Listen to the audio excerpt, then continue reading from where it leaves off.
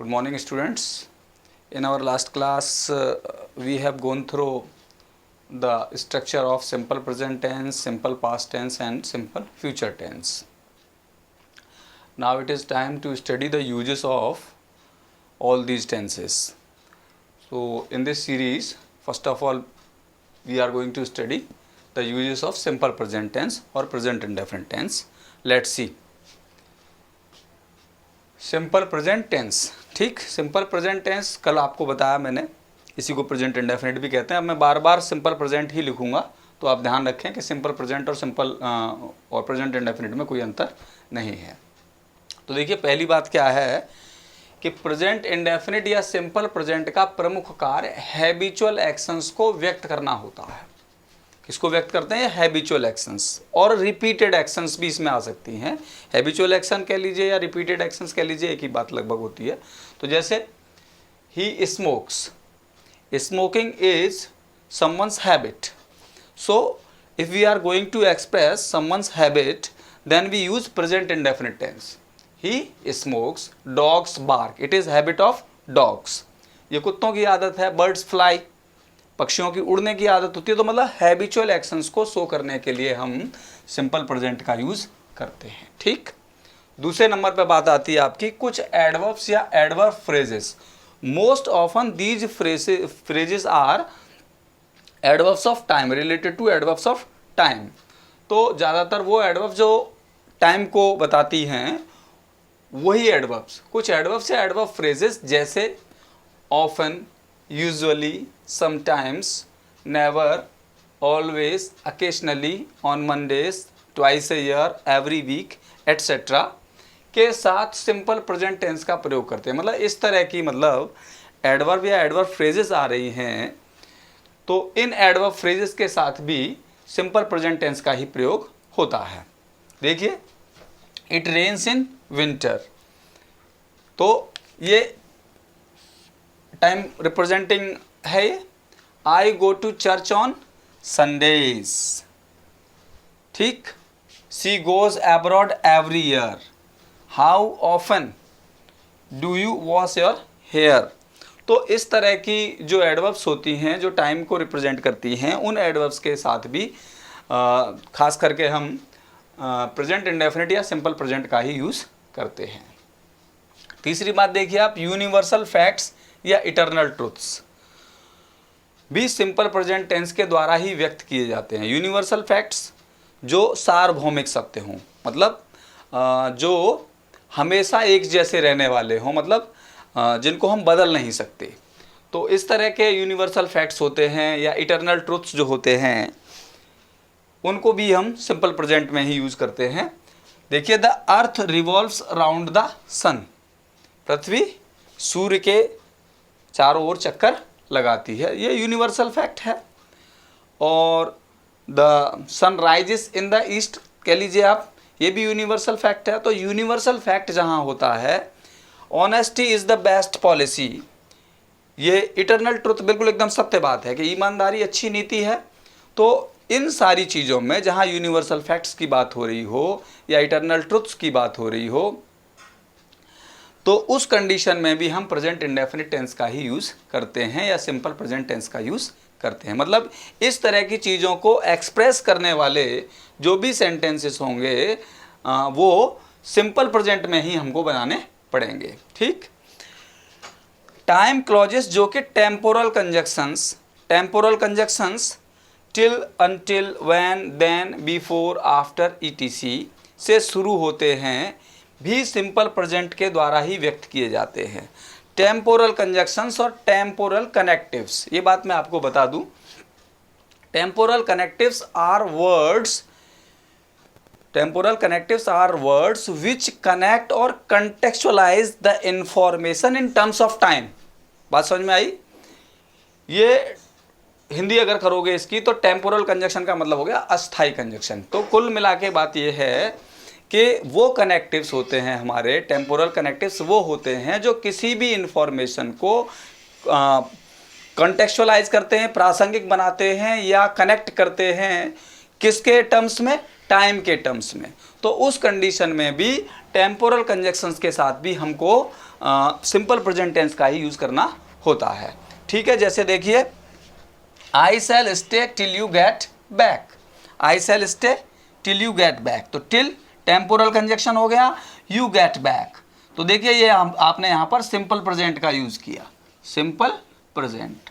तो आप देखेंगे सारे ये जो हैं इनमें देखिए सब सिंपल प्रेजेंट है। तो इन सारी कंडीशंस में जो कंडीशंस आपको ये बताई गई, ये सारी की सारी आपको क्या बता रही हैं कि इन कंडीशंस में आपको सिंपल प्रेजेंट का यूज़ करना होगा। इसके अलावा कुछ और भी कंडीशंस हैं, वो अभी मैं लिखता हूँ, आइए देखते हैं। आइए अगला रूल देखते हैं। एक्सक्लेमेटरी सेंटेंसेस जो हेयर और देयर से बिगिन होते हैं में भी सिंपल प्रेजेंट टेंस का प्रयोग होता है। जैसे देखिए हेयर ही कम्स, इसका मतलब होता है ही इज़ कमिंग, मतलब वह आ रहा है, but it is an exclamatory sentence, so it is written in simple present tense. Here comes the bus, वैसे आप करोगे तो इसका मतलब क्या आएगा, यहाँ बस आती है, लेकिन ये एक्सक्लेमेटरी सेंटेंस है, द बस इज़ कमिंग, इसका मतलब होता है द बस इज़ कमिंग। तो इसको प्रोग्रेसिव रूप में नहीं लिख सकते हम, ठीक ना, ध्यान रखें। प्रोग्रेसिव रूप का मतलब होता है प्रेजेंट कंटिन्यूअस टेंस, तो उसमें नहीं लिखना है। एक्सक्लेमेटरी सेंटेंस है अगर, तो उसको भी हम बेशक प्रोग्रेसिव वाली पोजीशन में हो, लेकिन फिर भी हम उसको सिंपल प्रेजेंट में ही व्यक्त करते हैं। दूसरी बात देखिए वर्ब्स ऑफ परसेप्शन, इनके साथ भी यही प्रॉब्लम है। Verbs of perception is also used in simple present tense, जैसे सी, हियर, स्मेल एटसेट्रा को भी सिंपल प्रेजेंट में ही प्रयोग करके ऐसे एक्शन को व्यक्त किया जा सकता है जो कहने के समय जारी हो। जैसे do you hear a strange noise, क्या तुम, इसका मतलब तो होगा आपके हिसाब से do you hear a strange noise, are you hearing a strange noise, इसका मतलब क्या है, क्या तुम विचित्र शोर सुन रहे हो। तो हियरिंग क्या है, इसमें वर्ब ऑफ परसेप्शन है, ठीक, लव क्या है, वर्ब ऑफ परसेप्शन है।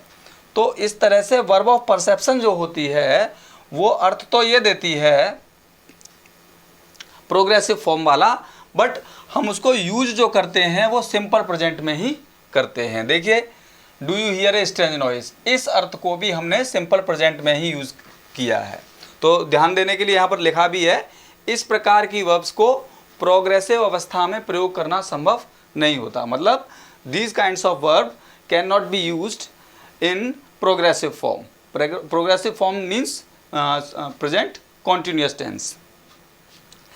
दूसरी बात, अगला रूल देखिए, यदि पास्ट में कही गई कोई बात वर्तमान में भी प्रभावी हो, मतलब पास्ट में कोई बात कही गई है और उस बात का जो इफेक्ट है वो वर्तमान में भी आ रहा है, तो उसे भी आप सिंपल प्रेजेंट में ही बनाएंगे, उसको भी आप प्रेजेंट इंडेफिनिट में ही बनाएंगे। जैसे देखिए my friends tell me that you have been unwell, अब आप देखिए कि ये बात इसने कब कही, पास्ट में कही थी, लेकिन ये वर्तमान में भी इसके स्वास्थ्य में कोई सुधार नहीं है, अभी भी अस्वस्थी है। तो पास्ट की बात, पास्ट की कही हुई बात को भी हम किस में करेंगे, सिंपल प्रेजेंट में ही करेंगे। John writes to say, John लिखता है यह कहने के लिए that he can not visit us this week, कि वो इस सप्ताह नहीं आ सकता। तो इस सप्ताह ये वर्तमान की बात हो गई, लेकिन ये बात इसने पहले कही होगी। तो लेकिन पास्ट में कही गई बात के द्वारा जो प्रेजेंट प्रभावित होता है, वर्तमान प्रभावित होता है, तो उस चीज़ को भी हम सिंपल प्रेजेंट में ही व्यक्त करते हैं। और ख़ास करके इस तरह की जो कंडीशंस होती हैं उनमें हियर, से, राइट, लर्न, टेल, सी आदि वर्ब प्रयोग की जाती हैं। कुछ रूल और हैं, आइए देखते हैं। देखिए इसी क्रम में अगला नियम है हमारा, भविष्य में होने वाले नियत समय सारणी, मतलब कोई ऐसा काम है आपका जिसके लिए टाइम टेबल फिक्स्ड है, फिक्स्ड टाइम टेबल का कोई काम है या कोई फिक्स्ड प्रोग्राम है, तो उसको भी फिक्स्ड टाइम टेबल वाला काम या फिक्स्ड प्रोग्राम वाला जो काम होगा वो होना बेशक भविष्य में ही हो, लेकिन उसे भी हम सिंपल प्रेजेंट में ही एक्सप्रेस करते हैं। देखिए जैसे the train departs at 9:30 AM, मान लीजिए अभी सुबह के 5 बजे हैं लेकिन ट्रेन जा रही है 9:30 बजे, तो वो फ्यूचर की बात है, but the time of train departure is fixed. So when the timetable of any action is given then we use such kind of sentences in simple present। ठीक। दूसरी बात, द कॉलेज रीओपन्स इन जुलाई। विद्यालय छुट्टियों के बाद कब खुलते हैं? जुलाई में खुलते हैं। आप बोलो जुलाई में खुलेगा, लेकिन वो फिक्स है, जुलाई में स्कूल का खुलना फिक्स है, इसलिए द कॉलेज रीओपन्स।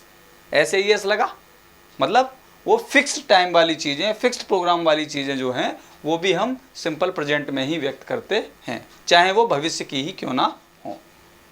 दूसरी बात, आंखों देखे हाल का प्रसारण, मतलब ब्रॉडकास्ट कमेंट्रीज जो होती है, चाहे वो मैच की हो, किसी कोई फंक्शन चल रहा हो उसकी हो, या कोई नाटक हो, तो उसकी जो आंखों देखा जो प्रसारण होता है, आंखों देखे हाल का प्रसारण जो होता है, या ब्रॉडकास्ट कमेंट्रीज जो होती हैं, उन्हें हम प्रेजेंट इंडेफिनिट में ही व्यक्त करते हैं। जैसे आप कोई मैच देखो क्रिकेट का, तो Harbhajan Singh runs after the ball, catches it and throws it on the stumps. तो यहाँ आपको दिखता है, आप कहोगे, वैसे देखोगे, अगर हिंदी में बताओगे भी, तो वो प्रोग्रेसिव इवेंट है, वो जो है प्रोग्रेसिव है, काम चल रहा है, जारी है। बट उस कंडीशन को भी हम किस में व्यक्त करते हैं? सिंपल प्रेजेंट में। क्यों व्यक्त करते हैं? क्योंकि वो ब्रॉडकास्ट कमेंट्रीज हैं, तो ब्रॉडकास्ट कमेंट्रीज को भी हम सिंपल प्रेजेंट में ही यूज़ करते हैं। इसके अलावा कोई लेखक, कोई राइटर, ऑथर, पोइट का कोई भी अगर कोटेशन है, कुछ भी उसने लिखा है, तो लिखा उसने होगा 400 साल पहले, 600 साल पहले, 200 साल पहले, तो वो पास्ट की बात है। बट उस तरह की कंडीशन में भी उन कोटेशंस को भी हम किस में यूज़ करते हैं? सिंपल प्रेजेंट में ही यूज़ करेंगे, उस राइटर के भी बारे में कहेंगे तो। जैसे पी.बी. शैली सेज, पी.बी. शैली रोमांटिक एज का राइटर है, पोइट है, और रोमांटिक एज में लिखता है अपनी एक पोएम में, if winter comes can spring be far behind. तो ये बात पास्ट की है, और उस पास्ट की बात को भी हम जब प्रेजेंट में कर रहे हैं, उसको कोट कर रहे हैं, तो कोटेशंस वाली कंडीशंस में भी हमको वो प्रेजेंट इंडेफिनिट का ही यूज़ करना पड़ता है। ठीक। दूसरी बात, Shakespeare writes sweets are the uses of adversity.